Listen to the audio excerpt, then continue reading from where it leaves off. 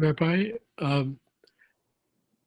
Arnold and Reva are in Bangor, I believe, where they don't have internet access. I was hoping Arnold would come so I could sing happy birthday to him. Oh, is it his birthday? Today's his, at least according to the interwebs. Oh, okay.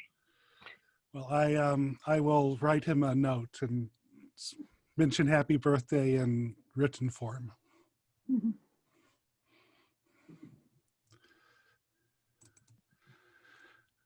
So tonight's story is a story about the struggle it's the struggle of humanity against robots, against the cold, unfeeling machines that have robbed us of our humanity and stolen our matzah.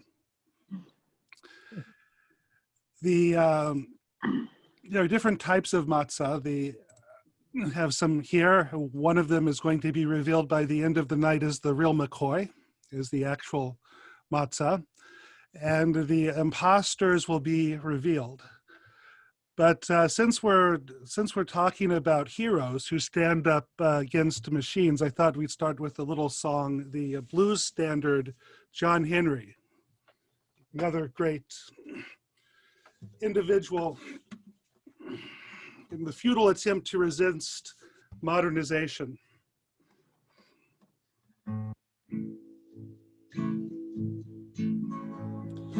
Captain came up laughing at John Henry, said, "You're full of vinegar now, but you're about through. We're gonna get a steam drill to do your share of driving. And what are all those muscles gonna do, John Henry? Gonna take a bit of vinegar out of you." Henry said to his captain, "A man ain't nothing but a man. But if you bring that steel steam drill round, I will meet it fair and honest. I'll die with the hammer in my hand, but I'll be laughing, 'cause you can't replace a steel driving man."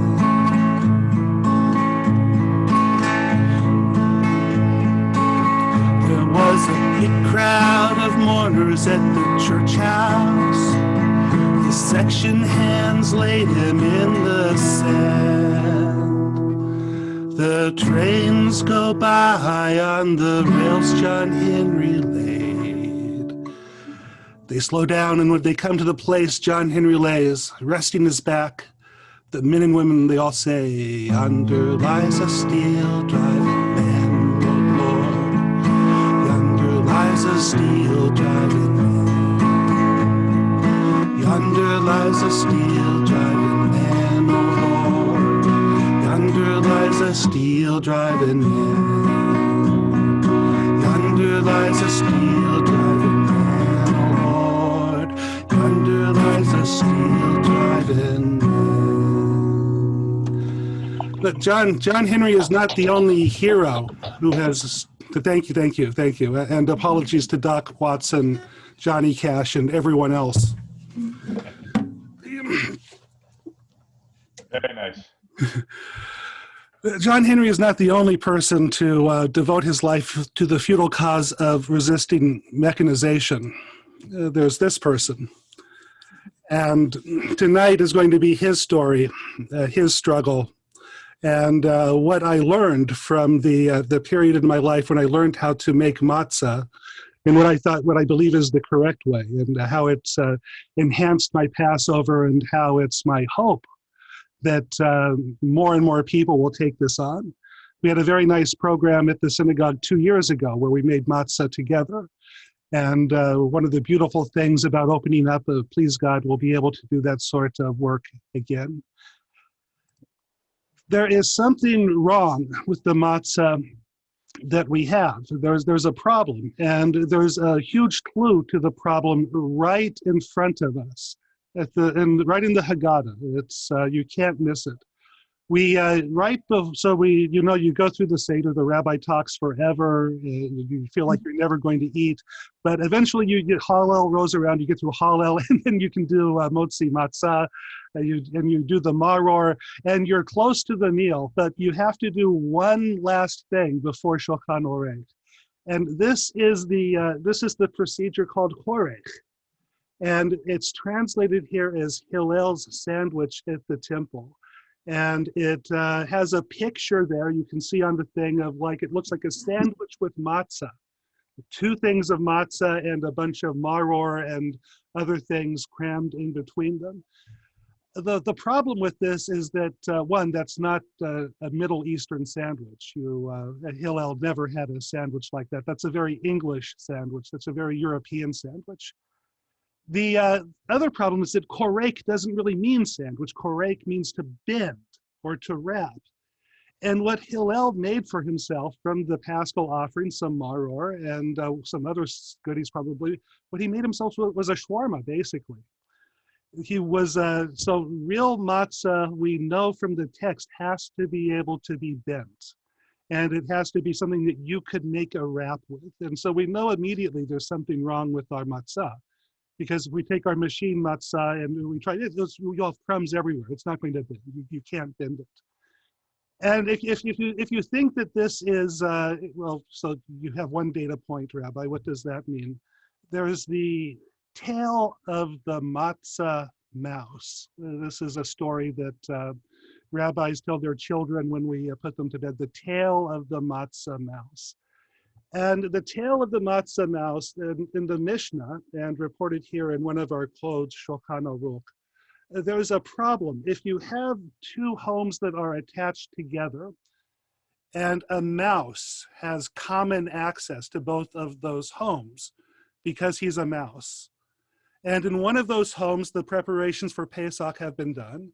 And the other home, they're not finished. And in the other home, they have 9 piles of matzah. And for some reason, they have a pile of chametz next to the matzah. And well, why do they do that? You don't know, but it's for the problem. And the question is, if you notice that some of that matzah or that chametz is missing, and you don't know which it is, you could assume that the matzah mouse took it, and whatever he took, and he carried it into the other room. And so the question is, well, does the other room have to be checked again? And that gets complicated halakhically. We don't need to stress our brains to work that all out. But the premise of all of this, if we do not know if the mouse took chametz or matzah, that bread, the bread and the chametz and the matzah, they looked identical. So identical that if you had a pile of them together and one of them from one of the piles was missing, you could not say, well, that was the pile of matzah and that was the pile of chametz. That they looked together maybe the same way that a tortilla or a pita would look not completely dissimilar. So we know from our law that if we have matzah that looks completely like our bread, that looks completely unlike our bread, as is the case with us. If we had a cracker, if we have the matzah cracker in one pile and like Wonder Bread in the other one, we're not going to have any trouble telling them apart. So we know that matzah has changed. We know that something has happened to our matzah since the time of the rabbis and since the time of the Haggadah. And this is the story of what happened and how I struggled to restore things to the status quo. So there's 2 developments that transformed our matzah. The first development was that Jews moved out of the Middle East. Jews moved to Europe where there's a different bread culture. The Middle East tends to have a flatbread culture. Flatbread, you bake it on something really hot. You heat up a stone or you heat up a surface very hot. You put the bread on it and the surface temperature is what makes the dough become bread. In Europe, it's more of a rising bread culture, and for rising bread, you need convection ovens, you need yeast, you need these cultures. But when we made the journey from the bread culture of the flatbread to the bread culture of the raised bread, that made it inevitable that our matzah would not look like our normal bread. And that sort of set the stage for matzah being something different than the bread that we usually eat. Now I can tell you, I've made both flatbread and matzah, and they do taste a little bit different, but they don't taste radically different. They usually the difference between the taste of the matzah I make and the other flatbread I make is the fact that I don't always put salt in the matzah. I mean, the matzah is often unsalted, and so it tastes a little plainer, and it's a little bit sweeter than the flatbread. So when you salt them, it tastes more like the tortillas that we're used to. So one of the ways that our matzah changed was we just moved to a different environment, and bread became different. And along that, the culture changed. You couldn't assume in Northern Europe, as you could assume in the Middle East, that every household would be capable of making matzah. So you have a bakery that will specialize. It gets farmed out to other people. That's the first thing that made the matzah a little bit strange. The second thing that occurred is the rise of the Matzo Machine. And if I could figure out how to play ominous music through the Zoom, that would do like a big minor chord or something there. Because the Matzo Machine was the development that really made everything different. The fact that the matzah that we have has to be a cracker flows largely from the fact that it's the only way you can preserve that sort of bread and like put it in a box, make a lot of it, ship it all over the place and have it stay good. If you make a soft matzah, if you make soft bread and you just put it in a box, you don't refrigerate it, it's going to spoil very fast. In fact, the matzah that I make by hand is really best consumed almost immediately. And if I don't consume it immediately, I freeze it. I put it in the freezer and I warm it up and I eat it right after I warm it up. After it cools and after it sits for a while, it's not that appetizing. It's delicious when it comes off of the rock or off of the stove. But if you want to move it around, if you want to make a mass product, it's really not practicable. So basically, the matzah that we make on the massive scale from the machine has to be a cracker. There was a controversy about the Matzo Machine. There were two real objections to it. The first objection was sort of the social justice objection. And this is that you put all of the matzah makers out of business. That these would be households that would once a year they'd make some money, they'd make some matzah, they'd supply the neighborhood. It'd be a big source of income for that family. And with the Matzo Machine, all of that goes out the window. The second objection to it is the role of human intent. The idea that there needs to be some sort of human intention involved in the making of the matzah, and in some cases, some righteousness that gets transmitted into the bread by the fact that it's made by a frum person. Neither one of these halakhic arguments really prevailed, and neither one of them are really great arguments. I certainly believe in social justice, but you can't. We've never held that you can shut down one set of businesses to permit another set of businesses to survive, even if you think that the businesses that need to survive are more sympathetic and more deserving. And in terms of if we need to have like righteous people do it, or only saints, so very observant people should do it, that's there's no halakhic basis to that. Knowledgeable people should do it. You need people who know what they are doing, but you don't necessarily need to have sadiqim to make the matzah. And because there were no great objections to the matzah making machine, this became the standard, and it results in, and this is responsible for probably 98% of the matzah that's consumed in the United States today. You get it in the box and it's crackers. I mean, they last forever, and as crackers, I think they're very tasty. They don't really substitute as bread for me. They don't really have the feeling of having bread. Bread is the basis of the meal, and a cracker is sort of a side dish. I never get the feeling that the boxed matzah really is something that the meal goes around. It's like an appetizer or something. But so this is how it changed. There was one little wrinkle to be aware of, and you'll hear this, and it's a coherent system, but it's not necessarily halakhically accepted worldwide. And this is the distinction that people will make between matzah peshuta, which is basically the standard machine matzah, and matzah shemora, and what they'll call this shmora matzah. Who gets a box of shmora matzah every, usually like some group comes by and they deliver a nice box of shmora matzah every year. There's a couple in them. And the idea is that they say, well, this is the special shmora matzah. You can use this for the Seder because it's elevated, it's made with more care, it's better matzah. And then you use your matzah peshuta, you use the regular matzah throughout the holiday. So for the Seder, the idea would be you use the matzah shmora, and for the rest of the time, you'd use the stuff in the box if you want peanut butter or something. But what's the difference between matzah shmora and matzah peshuta? Besides, one is possibly handmade, but both of them could be machine made, or both of them could be handmade. What's the halakhic difference? What's the halakhic explanation that's often given why the matzah shmora is superior than the matzah peshuta? Because it's watched the whole time. What do you mean by the whole time? That you're Well, correct. You're time, correct. You're absolutely right. But the whole time has to be defined.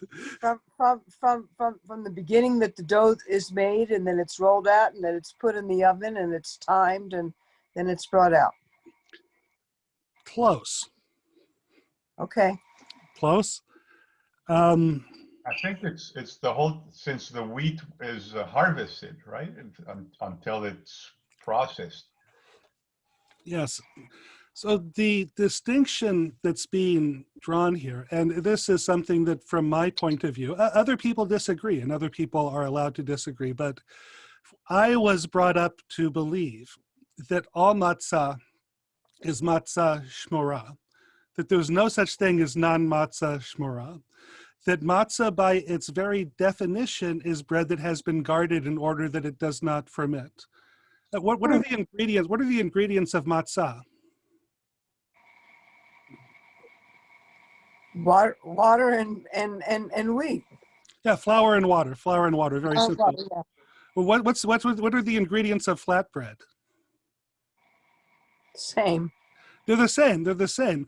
The difference between bread and matzah, the difference between pot and matzah, well, if we wanted to use the Hebrew word, is the intention that for matzah we guard it so that it does not become chimutz, it does not ferment. So all matzah is matzah shmora. What makes a matzah is the intention to watch it over carefully and make sure materials that can become chametz do not become chametz. And I'm sure people know that when I say chametz, I'm referring to bread that has, to leavened, what we usually call leavened bread, a bread that has not been watched carefully and it rises. And even if you don't add yeast to the flour, you make flour the old-fashioned way. You don't put bleach in it. You just mill it. Flour there's going to be natural yeast in there, even if you don't add yeast. So even if you don't add yeast to it, you have to watch it very carefully. And the question is, from what time does the guarding need to begin? And this was the observation that Catherine made, that what makes something matzah is that there has to be this period of watching. And the Shulchan Aruch gives us three possibilities of when you have to start watching the matzah. The first one is from the time that the water is added.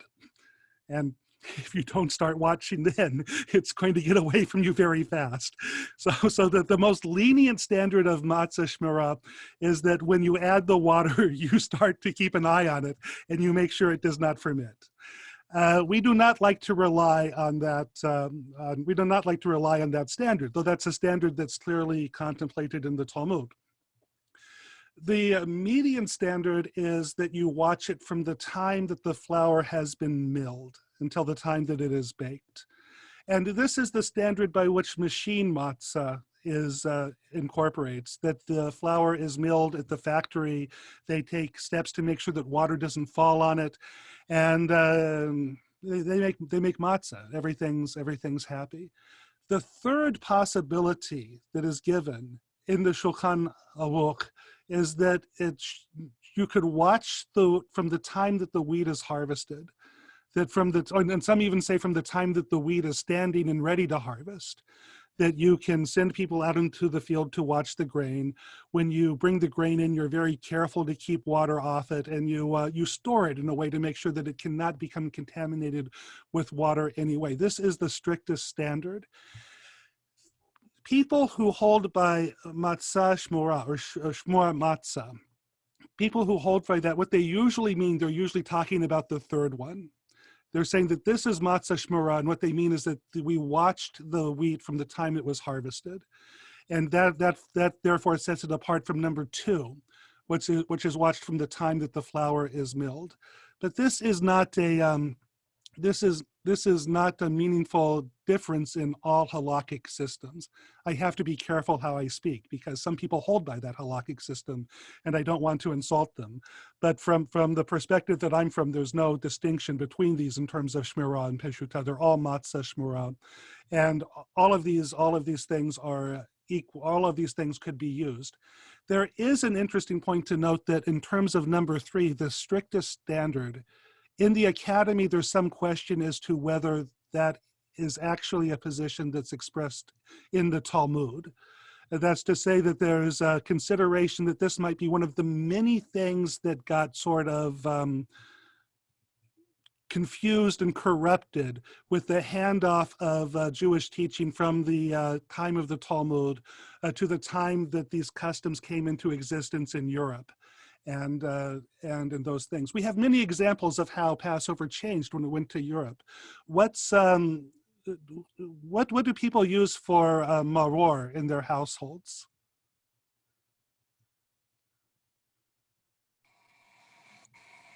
Horseradish. Horseradish. Horseradish, yeah. Anyone else? Anyone use something other than horseradish? Romaine lettuce.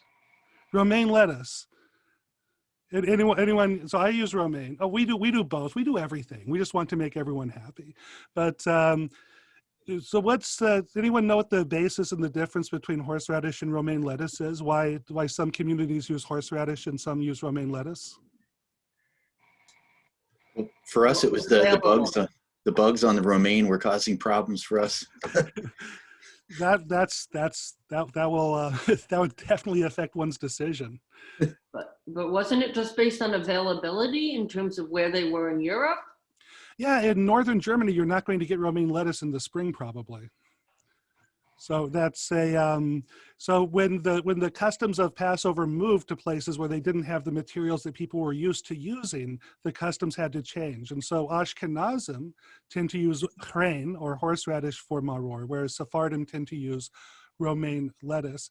And this number 3 on this list, from the time that the wheat is harvested, is suspected to have been something that was emerged in the transfer of the observance of Passover from the place of the Babylonian Talmud to northern Europe. There's one other Passover custom that's in this category, which is very interesting. So which way are we supposed to lean when we drink from the wine cup? Which way do we lean? To the left. To the left. To the left. And why do we lean? Well, first off, what's the explanation for why we lean? Because Romans did at their banquets. Well, that's so. So why? So okay, so that's correct. So why then the left? Because Jews are socialists. That's true. That's true. That will work at just about every Seder. We're left leaning. That's funny. No, so when you try to reconstruct this, well, why would royalty lean to the left? Have you ever watched The Crown or something, or seen a picture of a European monarch, and for some reason they're tilted off to the left?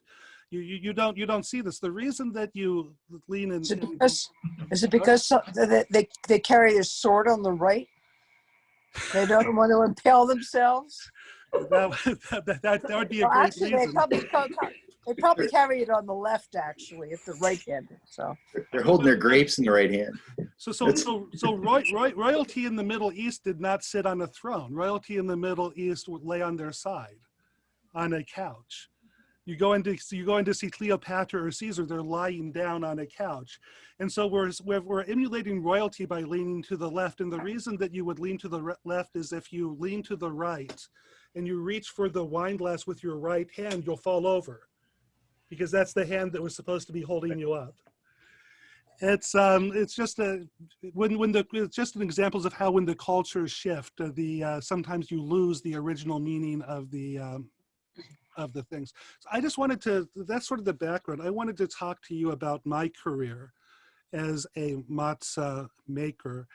I've been making my own matzah for about 12 years now. I started in about 2010. I was living in Long Island, and I was dissatisfied with the quality of matzah that we were getting at the Seder. And the shmora matzah I thought was really even worse. It's really just burnt to a crisp. And I wanted to make some soft matzah. I wanted to have something that I could roll, and I wanted to have something that didn't taste like cardboard. And so I I read the codes as best as I could. There are some undercover manuals online that you can find that tell you how to do it, how to make it by hand. People don't like to publicize these things because people are worried that people who don't know the halakhas are going to try to do it and they're going to get in trouble. They're going to mess things up. But I was able to reach out to people, and I was able to find people to help me. And so I would usually start by ordering organic grain, usually about 20 pounds of it or so. You get in these nice big bags from Amazon. And because the standard I used to make my matzah was from the second standard, that's to say that my matzah would be matzah shmora, watched from the time of milling, I purchased, I lost the slide of my mill, but I purchased my own, let's see if it's hiding under here somewhere. No. I purchased a standalone tabletop electric mill. It cost a little bit of coin, about $200 maybe, but I've used it for 10 years now, so that comes out to about $20 a year. And I milled my own flour every spring. And I learned to make my marriage work after a few years to always mill the flour outside. Always mill the flour outside. That's very important. Husbands, I can't emphasize enough. Don't do it in the synagogue kitchen. Don't do it in your wife's kitchen. Do it on the porch. And taking this flour and some water that we could talk about the rules for the water later.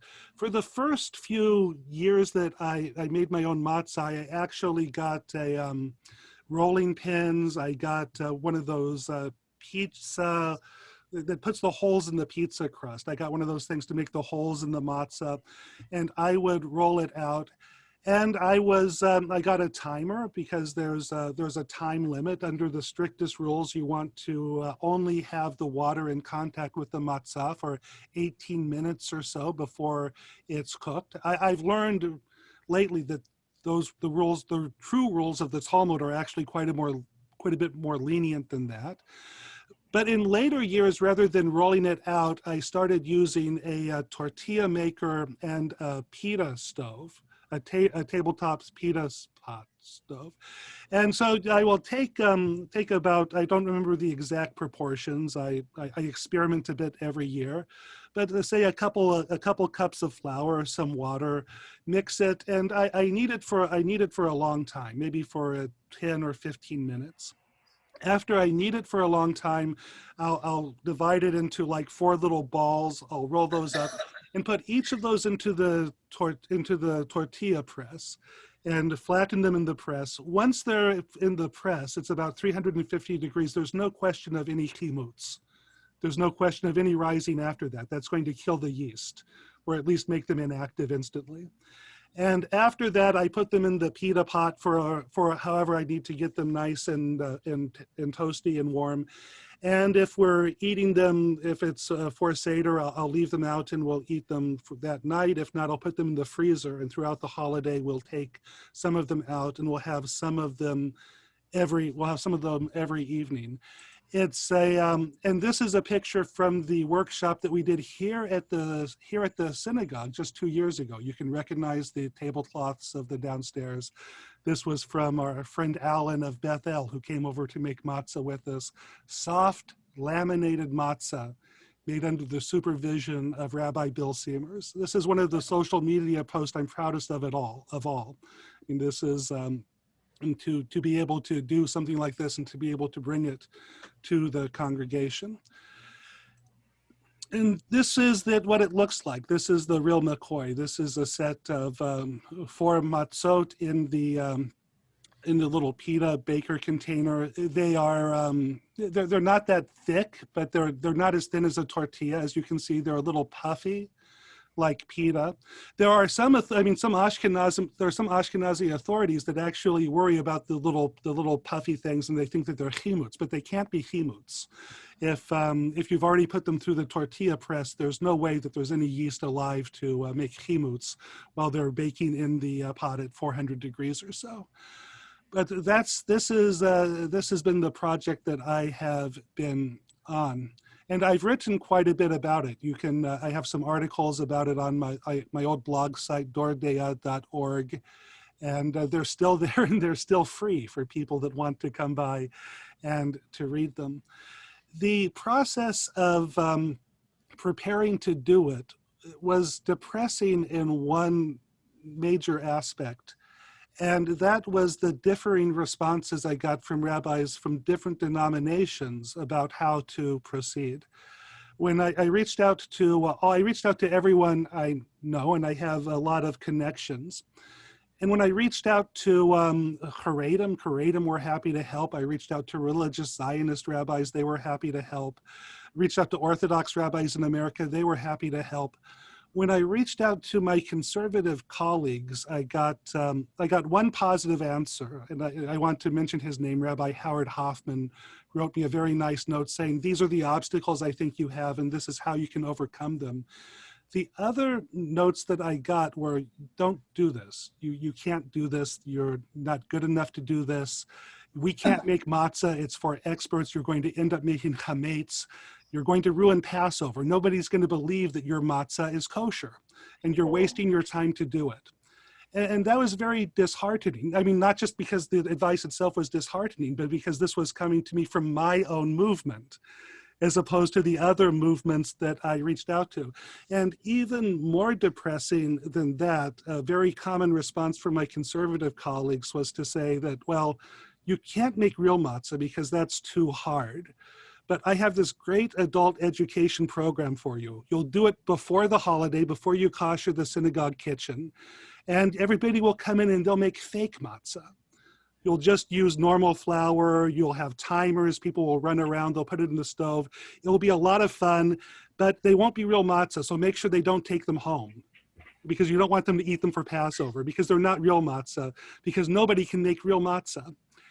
And to me, that is such a depressing view of Judaism, that demonstration Judaism to me is not real Judaism. And that we should, it was simply disheartening to be so encouraged from outside of my movement, but so discouraged from the people that I kind of expected would be the most encouraging of all and the most dynamic, turned out to be kind of the least dynamic in terms of this project. But as they say, live and learn. I wrote about the project at the time, and this really sums up what I feel about it and why it's important, and sort of if you wanted to say, well, this is the spiritual message or the religious meaning of it of it all. I said, as I studied, the project became less a quest for better tasting matzah, though I still hope the matzah tastes good. It did taste good, but a mission about what Judaism is about. We should be able to do difficult, even dangerous things as adults. Our parents took this for granted. Torah is the same way. There are different ideas about who is worthy to study Torah, but I don't think any school holds that there is any Torah without danger or doubts that when used inappropriately, Torah can do more harm than good. It is likened to medicine. When taken with care can bring great healing, but when used carelessly is a deadly poison. And this is from Tractate Yuma. The care and discernment we have to bring. A full life is not without risk, and it is the care that is required to make the matzot, knowing that if we do it wrong, we are in trouble, that brings elevation to the bread, which is the foundation of this festival. We should not farm this holy task out. And I called the article that I wrote this in, Matzah in Danger, because with every matzah, there is an element of danger. You cannot have a matzah that if you make a mistake does not become chametz. That the definition of matzah is something that could become chametz, but was prevented to becoming chametz by guarding it, by the care that we took for it. And so every time we make matzah, we're taking a risk. And it's easy, I suppose, to rely on others to take the risks for us. And I certainly believe that the machine matzah, the robots are going to be more careful than a human being is going to be doing it. I don't doubt that, but this is something that we run into over and over in Judaism, and robots are not always good. We have this interesting controversy with the Torah scrolls that we have, and all Torah scrolls are considered to be kosher until you find a mistake in them. And so the question is, well, what do you do with a new Torah scroll that no one's ever read before? How do you know that it's kosher? And you have a process. People read it a couple of times. If they read it a couple of times and they don't find any mistakes, then you assume it's a kosher scroll until somebody finds a mistake. And I promise you, in every scroll that's assumed to be kosher, there are mistakes. And we know this because there are computer programs that scan Torah scrolls. And when we put these programs to work on the scrolls that have been examined by humans, they always find mistakes that humans miss. But there's something cold about taking that judgment away from the experience of reading, of divorcing the kashrut of the Torah scroll from the eyes, from the flesh and blood person who's standing over it to read it. And there's something to me really troublesome about divorcing the matzah, the bread of affliction, halachma, the stuff of the Seder, the central thing on the plate, divorcing that entirely from our investment in risk and danger and doing the adult thing and taking chances. And if we don't get it right the first time, we get it right the second time. We should not live in fear, like too many people live in fear of doing the wrong thing. And that was the great spiritual message of matzah to me. And that's why I enjoy teaching it. I think that it's fun to do. People enjoy doing it. It's safe to do. You don't have to use a big convection oven that's where people usually get burnt. That tastes better than the other matzah, but it's more than the taste and more than the fun. It's the experience of seeing the matzah on the Seder plate and knowing that I had to go out on a limb to do it. I had to put myself on the line to make the matzah. To me, that's what it's all about, and why this is. To me, this is the real McCoy. This is the heart of the Seder at our house. So I will take questions, but I wanted to sing a song about myself before I go on. We started with a great American hero, John Henry, his campaign against the steam drill, and a few words for the Rabbi Siemers and his campaign against the machine matzah. If you find yourself driving by Rabbi Bill's kever and you are pressed to think of something nice to say, his matzah was not cardboard and his maror did not slay. Yonder lies a matzah making grove, Lord, Lord. lies a matzah making man.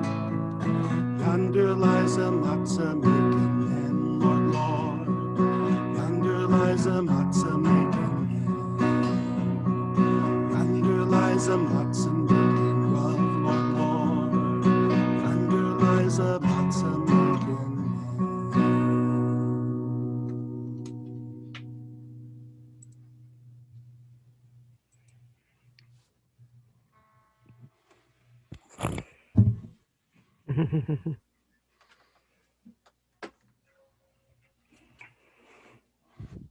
So who wants to make matzah next year? I do. I have a question, Rabbi. Yes, who's speaking? Oh, this is Ruth. Ruth. Hi. Hey, Hi, Rudy. Rabbi. Hi. How come some of the matzah at the store says not for Passover? So that goes back to the principle that in order to be a true matzah, it has to be able to become chametz.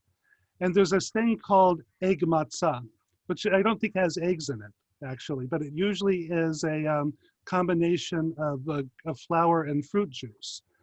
And according to the rabbis, flour and fruit juice can never become chametz. You can't make chametz out of it. And since flour and fruit juice cannot become chametz, it cannot become a matzah, because there was never that element of danger.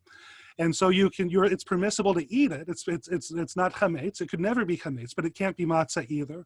So it's a substitute. What we tell people, I mean, some people do have medical conditions. They can't tolerate grain. They can't tolerate matzah, and we permit them to use that in place of it. But if you don't have that need, it's not considered to be usable for the holiday. Some of them that I saw at the store today, they were lightly salted matzah. They didn't look like they were the egg one, and it still said this not for Passover thing.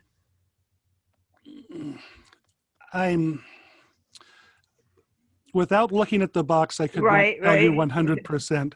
My guess is that they have to be egg matzahs, and this is why. That most Ashkenazim do not permit salt in matzah. That the Sephardim do, but and sometimes I put it in mine, and it does make quite a bit of difference. But if they're putting salt on it, it probably cannot be a true matzah, because Ashkenazim generally do not permit salt to be either cooked in matzah or placed on matzah.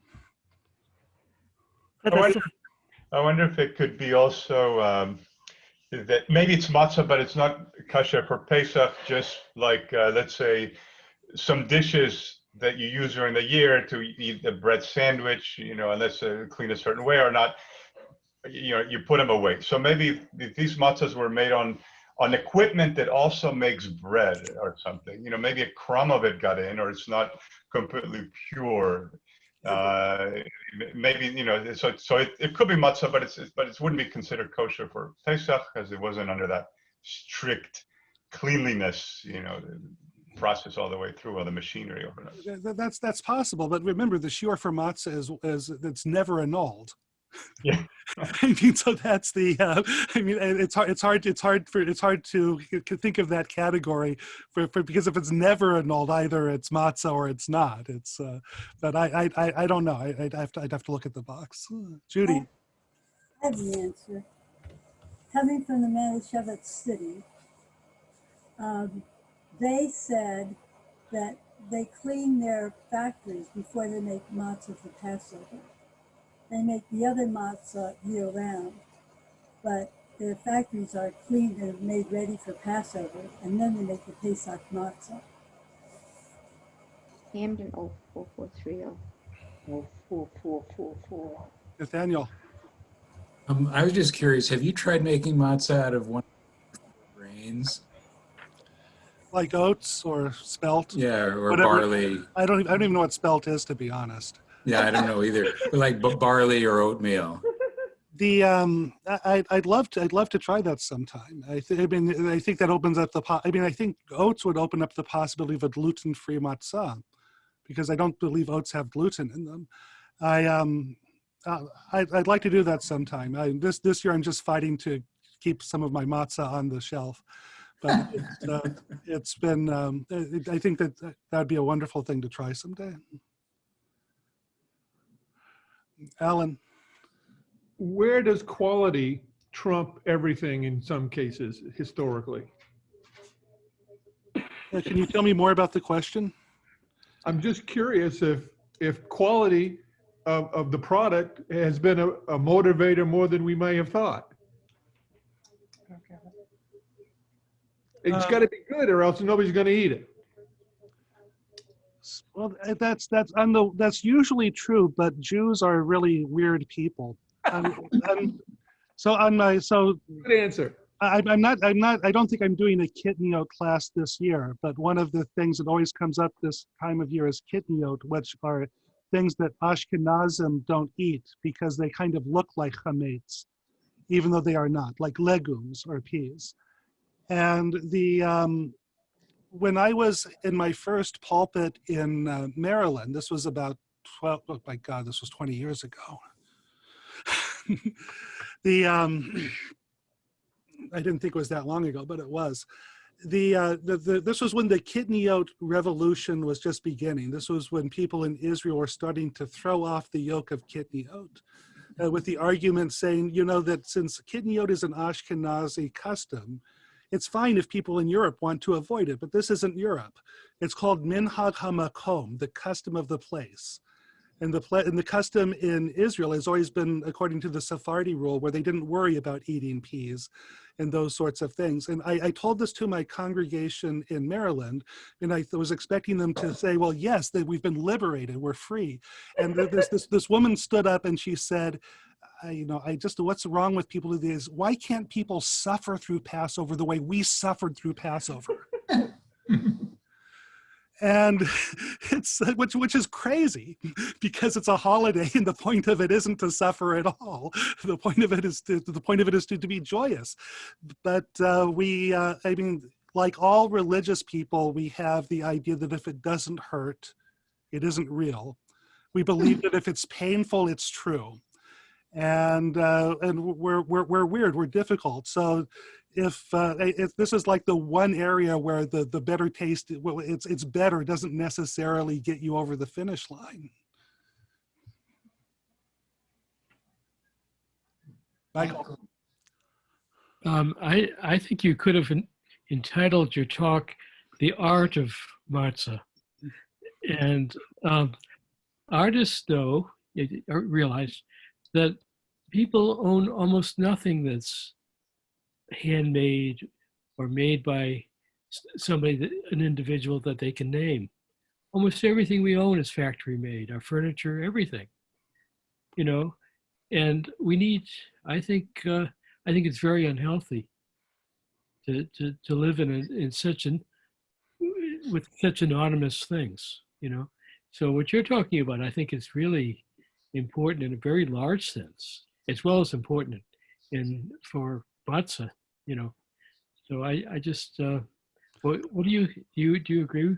No, it's about being a human being. I mean, it's obviously about being a Jew because it involves Passover, but it's the ability to interact with our world and to make the stuff that we use and to be a part of that and to be connected to that. That's a human need that's neglected when we become consumers and not creators. Yeah, that's what I was thinking as you were sharing this, how much we have been accustomed to either buying whatever we need or delegating to someone who's going to do something for us. I know personally our journey. I think I mentioned a bit, you know, last week coming into Maine and having to be more self-reliant. One of the things we wanted to do, learning to grow your own food, learning to mend your own fence, to, you know, use a hammer and a saw, all kinds of things. My wife jokes that when she met me, I used a shoe. That was my hammer. That was the only tool I had. But we've gone to this extreme where everything has to be done by an expert or bought at a store. So I like the symbolism of the freedom aspect on you know, of saying in Passover we kind of become free from the slavery of having to just be served by others, but we can pick up our hands and do something ourselves. It's pretty good. That's why I cook every This day. this is not yet captured the heart of the American people, but it's been fun when we've done it here. I've been happy to do it in our congregations. It has kind of caught on more in Israel. I think in Israel, just looking at there are more YouTube videos on how to do this in Hebrew, far more than there are how to do it in English. And that tells you where the interest is, and hopefully that's something that we can bring to America at some point. Yeah, I know that one of the yeshivas I studied at in Jerusalem, I wasn't there during Passover time, but that was the exercise. All they would bake their own matzah, and they would teach all the people studying how to bake it, and that's what they would eat at the Seder. So it's and they were being supervised, I guess, very strictly, but nevertheless, I guess the idea was you can do it too. Teach, what do they say in medical school? Watch one, do one, teach one. Yeah. So thank you all tonight for tuning in. Shabbat shalom to all of you. Thank you. Thank you. Thank you. Thank you. Good night, everybody. Thank you. Good night. Night. Night. Good night, Mom.